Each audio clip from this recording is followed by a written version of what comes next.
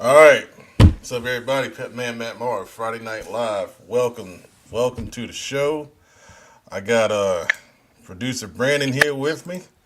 We'll have a couple other people, coming on here shortly. Let me get the link up. If you guys want to join the show, I'll post that here in the comments, like we always do. So let's get that going. And we've got that there. So if you guys want to come on and talk about what your favorite team did tonight, I have a feeling that some people may want to come on. Strong feeling. We literally have been live for 30 seconds and we already got a comment. Are y'all still on the bus? Boy, I'm going to tell you something, Kyler. I retweeted what you added me at on Twitter. Um, the other Archie Kill fan, Scott Marquez, how about him? Um, there you go. Our buddy Jim West is trying to come on. I don't know if Jim, you got your camera on. Check your camera. Get your camera up. I'll bring you on too. Um, Sir Robinson from Butler. Playoffs finna be real interesting. Agreed. Yeah, they are. Boy, we got a lot to talk about on that. Um, D'Angelo, Coach Dean over at Myers Park, Southwestern 4A champ. So that tells me that they did end up beating Independence tonight. So congratulations to them. We got a comments are flying in right now. I tell you, Zoom, I see you, man. Just give us a couple minutes in the background because we gotta address a lot, and I'm sure some people want to address some things with us. First off, obviously, me, Brandon, and Justin were at Huff Vance tonight. Um, big win for Huff, 29-22 over Vance. We said a lot at the game, trying to look at that game and kind of break it down. Um, the observations were there. It was shared with me that Vance had 16 offensive penalties. We saw a lot of holding calls, false starts, that kind of thing. Special teams was really big in this game. Huff scored 16 points off special teams with the punt return by Markel Quick in the fourth quarter. We had actually, it was more than that because they had a couple field goals. We kind of give that credit to the offense, but Nolan Hauser did a great job kicking the ball tonight. They had a safety. Vance had a safety on a bad snap, and I mean there was bad snaps, on both sides tonight. That's some stuff that you got to tighten up. Going into the playoffs. I'm gonna bring the Queen on. She's here with us. What's up, Queen? What up? So we're talking about Huff and Vance right now because we were Okay, there. good. Um, and then the big thing about it, man. You know, you got to give a lot of credit to Huff. Defensively, I thought they had a really good scheme. They caused a lot of those penalties that Vance had.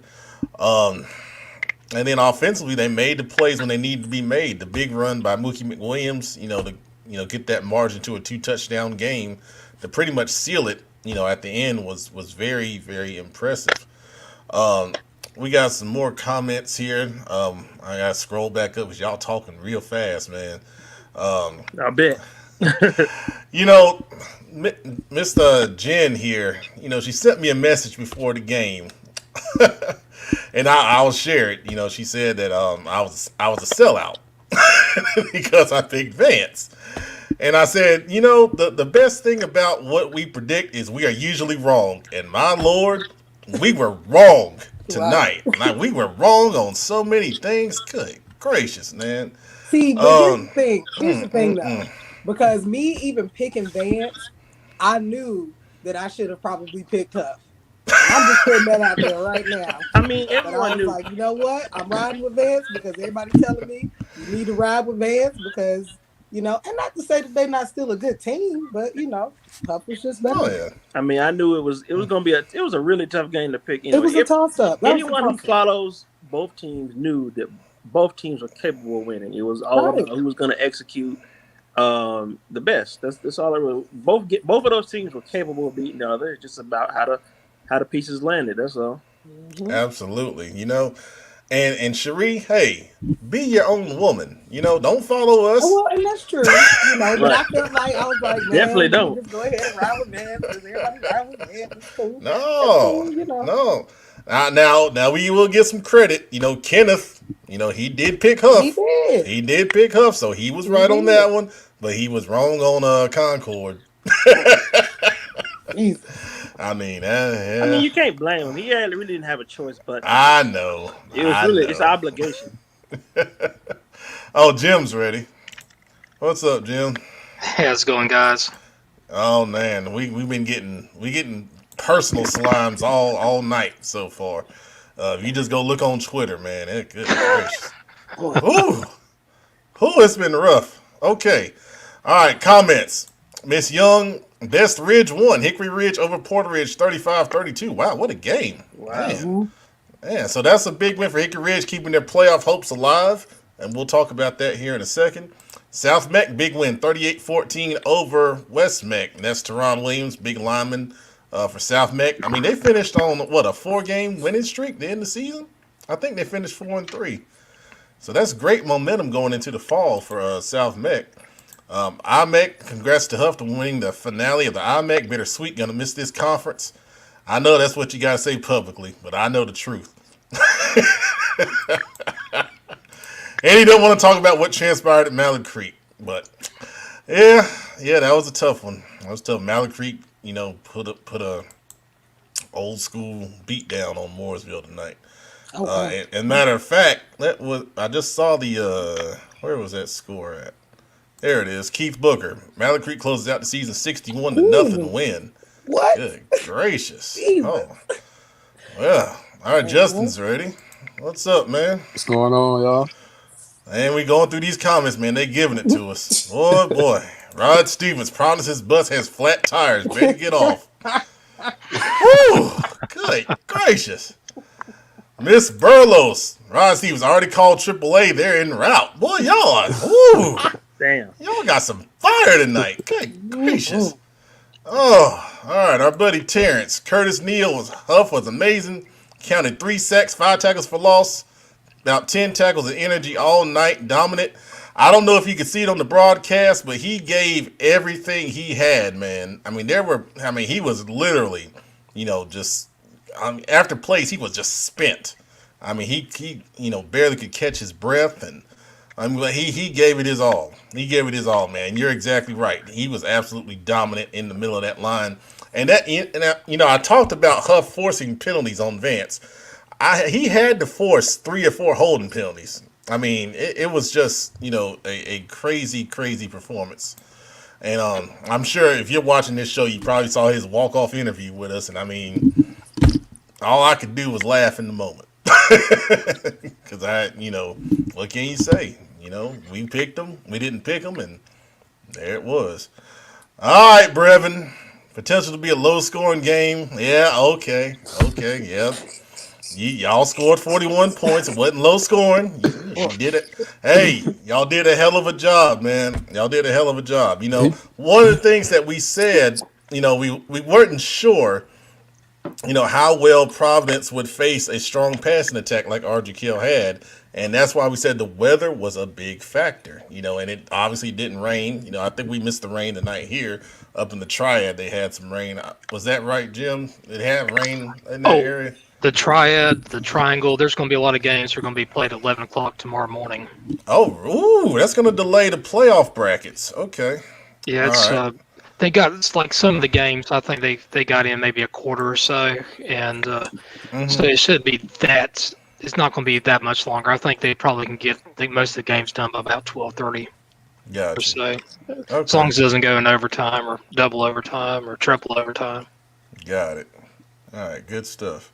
Cliff Andrews, congrats to Huff, but let's be honest, turnovers and special teams killed.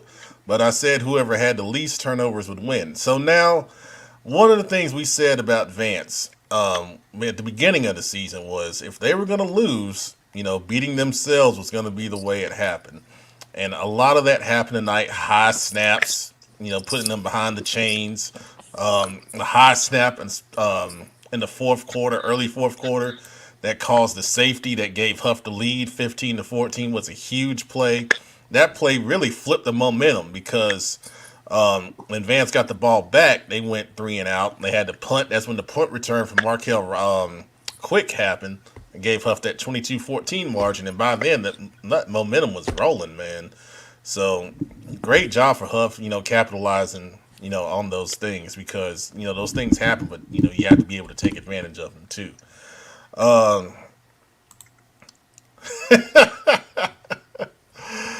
I don't know, Damien.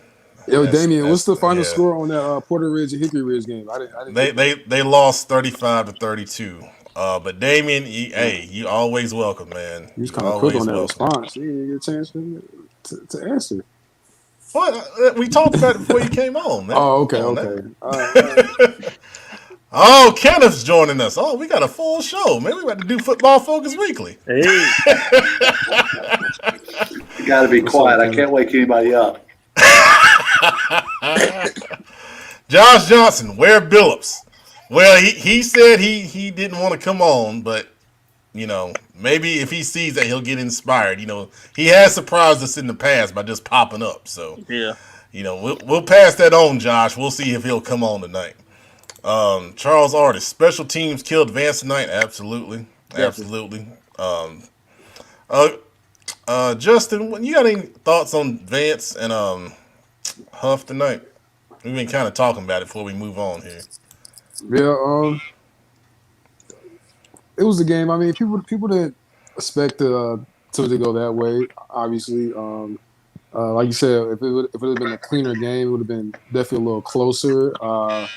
But I mean, Huff capitalized off the turnover, not the turnovers, but the special team errors that were made by Vance, and I mean that's what the game is about. You got to capitalize on those type of on those moments, and they sure did. Like I said, hopefully we can see those guys again in the playoffs later on down the road. But I mean, it's something that I know it's a game Vance wish they had back, but I do not want to take anything away from Huff. We got to give them their credit. Those guys are well coached. They were in the right positions all night, especially for the defense. Yeah, man, they came out with the victory. So it's a good game. Yeah, that was the big question that I had going into this week, and the reason why I picked Huff is because Huff is so big up front, and Vance is super athletic, and they swarm to the football, maybe better than any high school defense I've ever seen. But compared to Huff, they're not very big, and Huff is big and they're athletic. And I thought that the lines up front would be the difference. In fact, in our private chat the other night, I said that to me, Huff being able to establish the run was going to be super important. And then for Vance's running back to be able to block whenever they throw the football. Everybody knows how good Vance is defensively, how good their DBs are, how quick they can get pressure. But that pressure can be neutralized with the run game. And when you send a lot of guys like Coach Hackett likes to do, and he's had a lot of success, all it takes is just one or two of those guys to miss, and the running back has a lot of green grass in front of him. Yeah, and go ahead. I was going to say the one thing that I noticed in the first half of the first quarter, it looked like Vance's defense was really giving Huff quarterback a lot of pressure, and he fumbled the ball twice.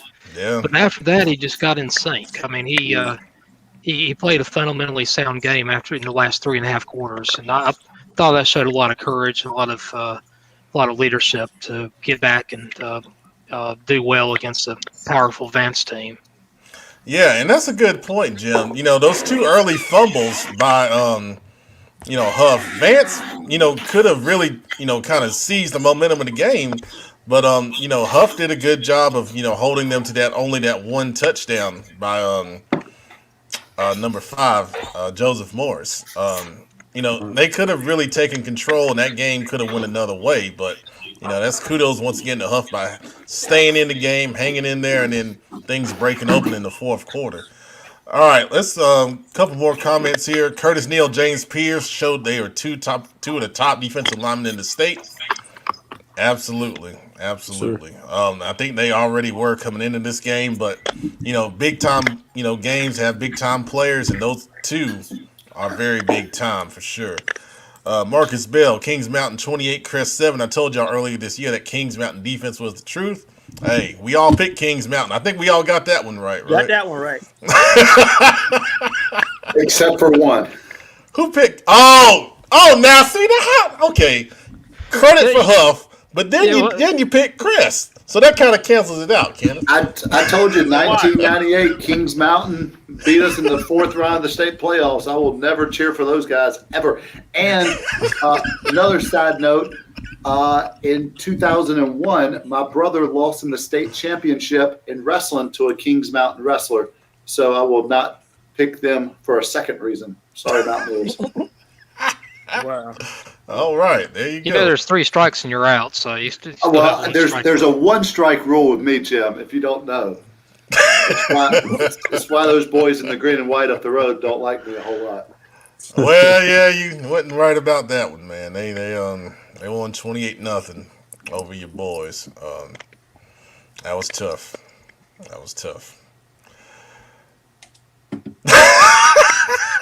You got nothing to say on that. All right.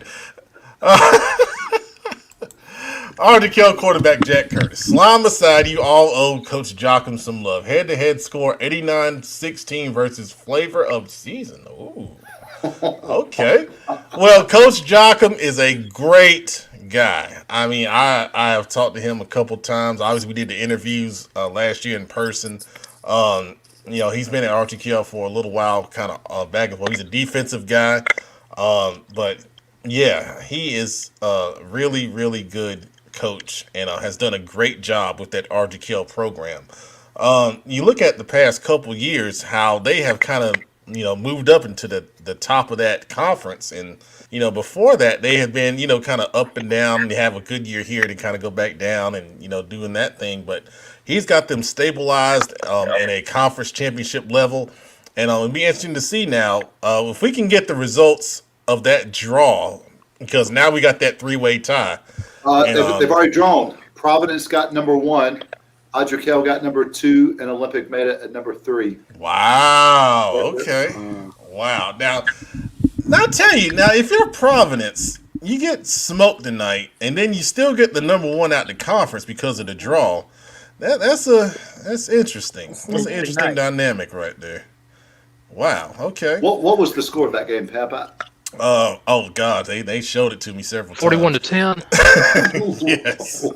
Yes, 41-10. Trust me, we got a lot of tags, and I'm sure there's some on Twitter I hadn't seen, and on Instagram. I'm getting DMs and story tags and all that good stuff. Adriquel. Yes, congratulations. I've got to give a shout out to my alma mater, North Stanley. This is the first time in 59 years they've gone undefeated in regular season. Mm-hmm. And they beat Forest Hills for the first time since 1983. Wow. Good gracious. That's my whole life. Well, it's about 3/4 of my life, so. Wow, congratulations, man. That's awesome. All right, so let's hear Cherie, talk to us about, Berry and Harding. What was going on over there? Well, that game just kind of never really went Harding's way. And I will say this about Harding. He's a pretty decent quarterback. Didn't have a lot of protection up front. So you found him scrambling a lot, a lot of just miscues on that end. And on the other side of it, Berry's offense just, they had a lot of weapons that kind of, kept them in there. And they were getting it on both sides of the ball. They had a couple of picks. They had 1 pick six, and then they had this one guy. He was number 5. I can't remember his name, but he was on offense and defense, so he's running the ball. Which that's my favorite sort of player. If I can see you on both sides of the ball, you got my attention, and he was doing it all night. So, and then right there at the end, they had just got the safety. The same guy, number 5, had just got the safety on their quarterback, on Harding's quarterback, and then on the next play, it was like, I think it was they were trying to tackle a Philip O'Berry player out of bounds. A ball got thrown, and then it was just like everybody just swarmed to that part of the gate. and then they Gotcha. shut it down. So Well, that's unfortunate. You So how know, much I time hate was to, left when it got shut down? say what? How much time was left in the game when they shut it down? Well, see, they weren't even running it. I think it was. I can't even tell you honestly how much time was left because something had happened to the scoreboard. So the refs were running the clock on the field, like So Okay. we don't even know how much time was left. But yeah, I guess it as don't really soon as that matter. happened, it was done. So yeah, that's unfortunate. I hate to see a it season was, end but that way. that's Battle of Allegheny for you. Well, Right down the street from each other. yeah, Some it is. hostility, man. Oh, I trust me. I know. I know. Yeah. Kenneth, how did Mount Pleasant and well, you went to 2 games, right?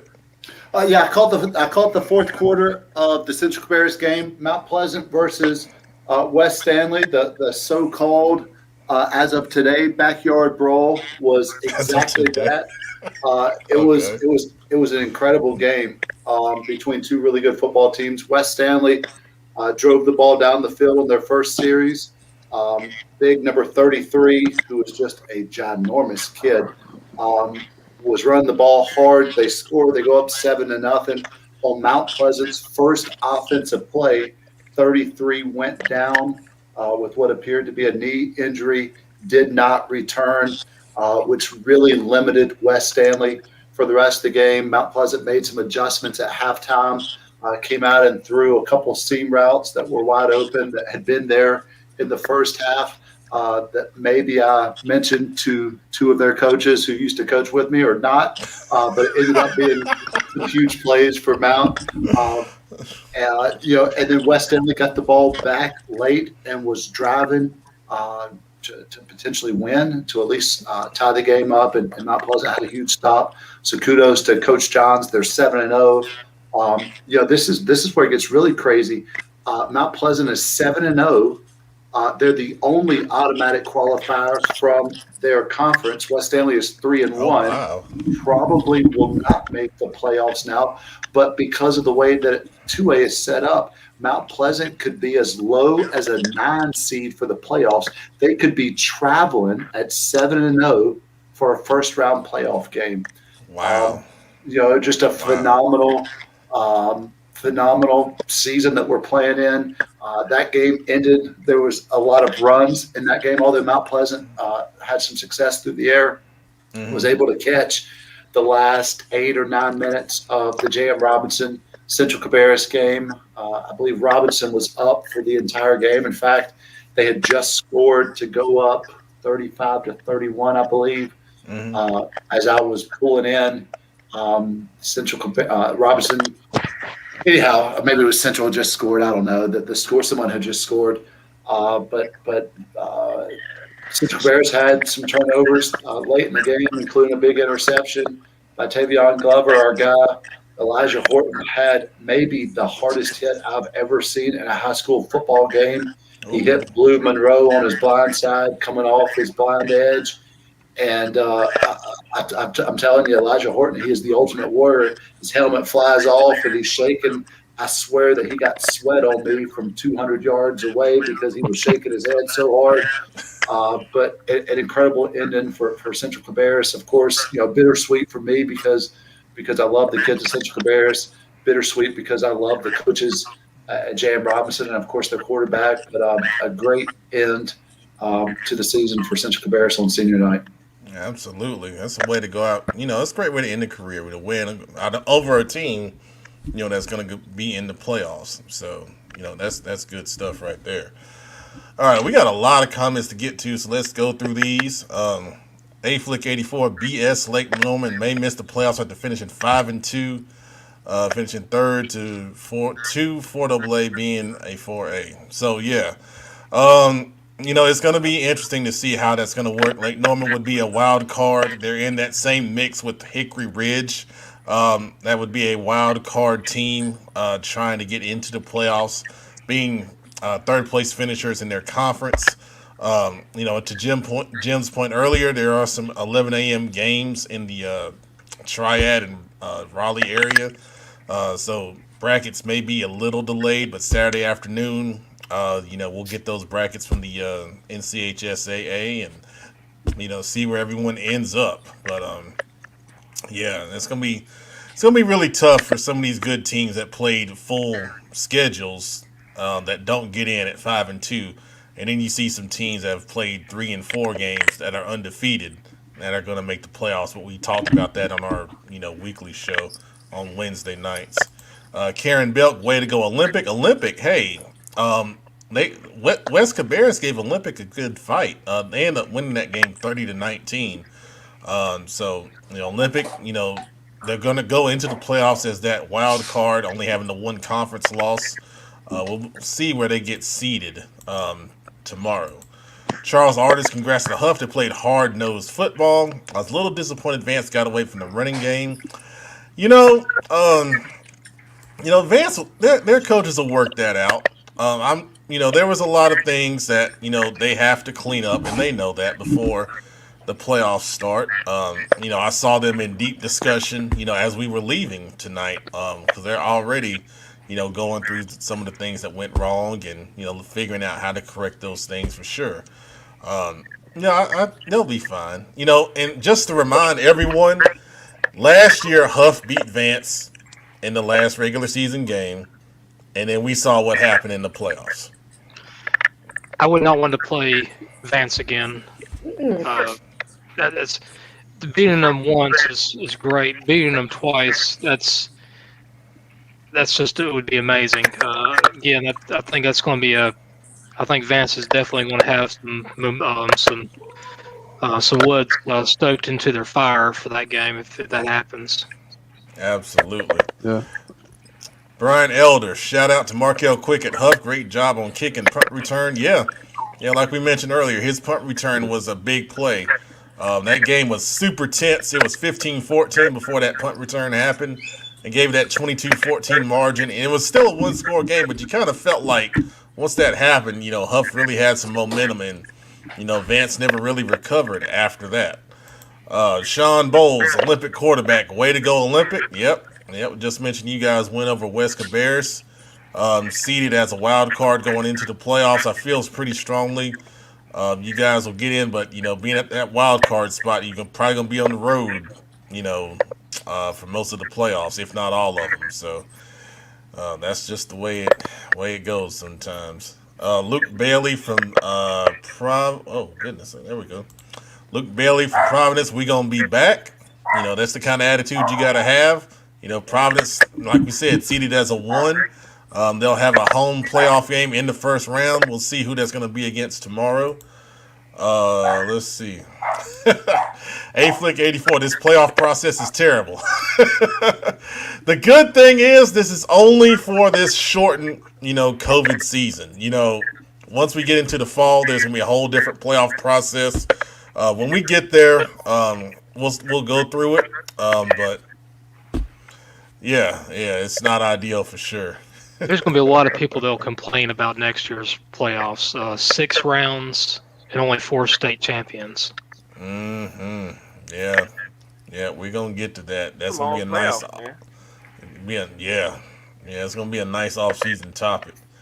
Terrell Pinkney, how did Providence still get the number 1 seed even though they lost? So what happened in the SOMEX 7 was all the teams, Providence, RGKL, and Olympic, all finished with the same conference record. So it was a draw when that happens, and as Kenneth shared with us, the draw already happened. That's how Providence got the 1, AK got the 2, and Olympic got the 3. So that's what happens when you get 3-way ties. When you finish in the conference play.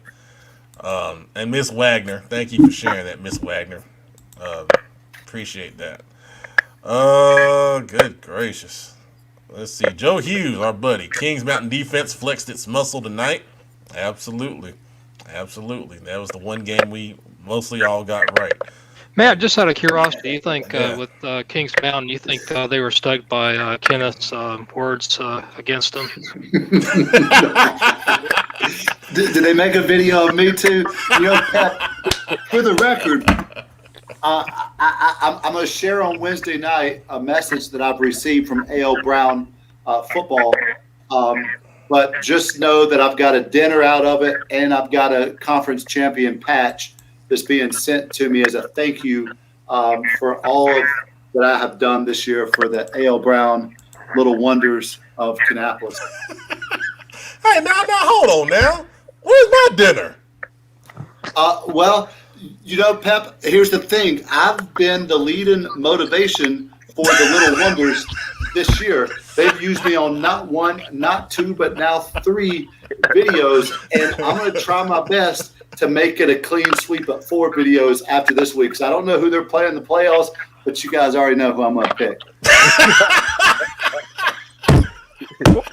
I had a Concord. Oh my gosh! I had a friend from Concord that sent me a pretty funny text. It said about me picking Brown over Concord. They said, when it's Brown, flush it down. And I was like, okay. Oh, different. wow. Okay. Got a little bit personal there. Yeah, that's interesting. All right. So, Kenneth, you got a new nickname, a.k.a. the Professor. Okay. Can we call you Professor Ken? Does that work? Well, you know, now that I'm out of coaching, A.L. Brown can win conference championships now, so that's good news for them. Oh, Wow. more smoke from the Professor. There you go. Oh, the Queen, Jaleel Quick, has a shout out for you. Thanks for coming out tonight, Miss Cherie. All right. Miss Cherie. Yeah. Get the Miz on there. Yes, That's official. very, very proper there. Thank you, Jaleel. I appreciate that, man. Makes me feel All right. No, it's just respectful. It does. That's all. Come on now. I know. It's a Southern thing. That's what we do. Patrick Clement, 19. The playoffs will be interesting. It seems like the seeding won't even matter much this year. The regular season seeding does not matter. It's all luck of the draw at this point. Yeah, that's a good point. That's a good point, man. And that's something we'll get into obviously next week on the show when we see these playoff brackets and we'll break down, the matchups and everything. Let's see. Amber Bay, Barry 30-0 over to Harding. Khalik Amber Bay had 3 sacks, a forced fumble, 4 tackles for loss, a pick 6, and rushed for 60 yards. Good gracious. It's going fast. I'm telling you. Wow. Was that your number 5, Cherie? Open tonight. That dude was a monster. Was that the number 5 you talking about? I think so. I believe Okay. so because Okay. he got tagged in one of my videos that I posted, and I mean, I'm telling you, that dude was just everywhere. Oh, was that the one where he had the sack that you posted? Yes. Oh my goodness. Oh. The last video. Yeah, me and Brandon saw that. I Oh, actually posted 2 of them. jeez. Yeah, yeah. he was everywhere. That was crazy. Yeah, he smacked that Gosh. dude. That's the heck I was of going it. to interview him after the game. I was totally going to interview him after the game. Well, hey, we still can. Hey, Amber Bay, shoot us a message. We'll get an interview with Khalik and shout him out for that, man. That's great stuff. Let's see. Okay, Duff. Yeah, you told us. Yeah. Good job. Absolutely. And then, all right, Miss Moulton. There you go. There's your cameo. I called it. You did. I said it. We were still on the sideline. We just got a score. I said, I bet Miss Moulton's going to remind us. I said it. We knew that was coming. Yeah. I've been trying to ignore those comments, but Oh, man. Oh, yeah. Well, yeah. It's okay. That's okay. We give all y'all 24 hours. We give y'all 24 hours to get this in. By 11 o'clock tomorrow, I don't want to see nothing else. All right, I won't see nothing else. 24-hour rule. Y'all can tag me all you want to for now, but 11 o'clock tomorrow, that's it. I ain't retweeting nothing. All right? And that includes the Curtis Neal interview that everyone is enjoying. So, guys, what do you think about the Gastonia Battle of the Bell between Ashbrook and Huss? Who won that game? Ashbrook won 30-17. Ooh, wow. That's surprising. I went on the limb and picked Ashbrook, actually. I'm glad I motivated them. And I'm saying it's surprising because we saw what Hunter Huss did to Stuart Kramer last week. This is 2021, man. I mean, that's a great win for Coach James and Ashbrook. That's their fourth win this year, right? I think it is. That's a great job. Yeah, he did a good job. Yeah, that's excellent. And that's his Coach James' first season over there. Queen City Senior Bowl coach, all on the staff. Shout out to them, man. Great job. Great way to end that season, man. You know, they started out with that tough loss to Barry. And, you know, of course, like everyone else, they had games, you know, moved around and all that. But great job, man. Congratulations, Ashbrook. Joe Hughes, not surprised at all at Ashbrook. First winning season for the Waves since 2013. Wow. That's a great job in your first year, man. That's excellent. Excellent stuff, man. And they're The power of Football Focus Weekly, Pat. Talk about it all the time. We talk about it all the time. Scott Curtis. Oh no, Bucks of slime. Oh, Hey, I said I was gonna do something. You know, if we got these games wrong, so I got to do it. Don't worry, Scott. You'll be satisfied. Okay, you'll be satisfied on Wednesday. Is all I'm gonna say. I can't say what I'm doing yet, but you'll be satisfied. All right. Let's see. Well, let's bring Zoom on. He's been waiting for about 30 minutes. So. All right, Zoom, what you got? I'll give you solo, man. Well, I got a lot. So Thursday night, I was up there at work on their rival Drone. It was a great game, all, but lost for East Burke. They lose to Drone in a pretty close. For some reason, I'm not sure. So I was at the Battle of the Bell. Unfortunately, Ken, Concord could not finish drives tonight. But I was very impressed with them. They kind of did an option type offense. I heard they were really running the power I a lot in previous weeks. So they tried to do an option, and relatively it worked. They probably gained at least an average 4 to 5 yards per carry, but every time they got to around the 45 to 30-yard line of A.L. Brown, there was either a bad play or a flag that really set them back. But I will tell you this, A.L. Brown has tons of speed, and they're going to be good next year, too. They return a ton, so it's going to be interesting to see how they do in the new conference. Mooresville, they lost to Mount Reach 62-0. Not a shot there. Mount Reach is still good. So a lot of the talk in the preseason that they weren't going to be good, they're still Mount Reach in my eyes. And so with that, I think that's pretty much it tonight. But I will say I got to give it 2 shout-outs, though. Got to give a shout-out to East Rowan, defeating North Iredale tonight, 51-23 on the night. That's a good win for them. I think they needed a win to get the morale back up, and I think that's a good motivational win for next year. So I think they'll be okay. And then also, again, shout out to Mount Pleasant on beating West Stanley 19-13, and I think that's a well-deserved win for Coach John, who's very well respected. So.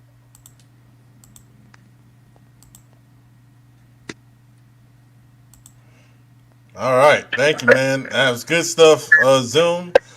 We won't talk that much about. Thanks, Zoom. Sorry, Tim. All right. All right, have a good night, Zoom.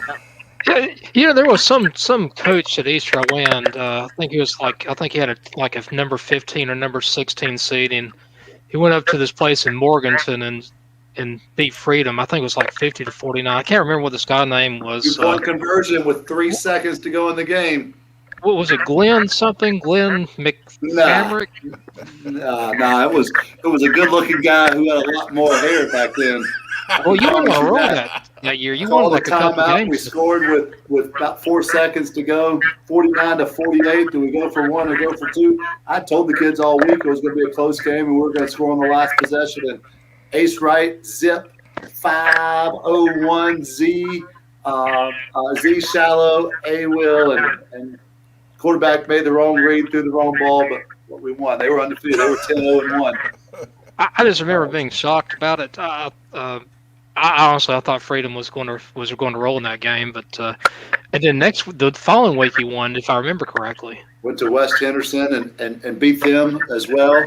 And we were realistically 5 plays away from beating South Point the following week in the 3rd round. It was a really good game. That's when they had the kid that went to Clemson and won a couple national championships. That was a fun group of guys and a fun run. Probably made me think that I was a little bit better coach than I really am. But those guys keep me grounded. They help remind me of that. Good stuff, man. So we're about to sign off here, but this last comment right here, Scott Curtis. I almost forgot to mention AK's response towards Purple Treat. Played Purple Rain after the horn. I don't know if y'all saw that, but yeah, Coach Ward had said something about he didn't like purple or something like that. So that's I think we got a nice little rivalry between these two schools. You think? There you go. Maybe we'll see them rematch in the playoffs, and maybe we get a Huff Vance rematch in the playoffs. Very likely. Yeah.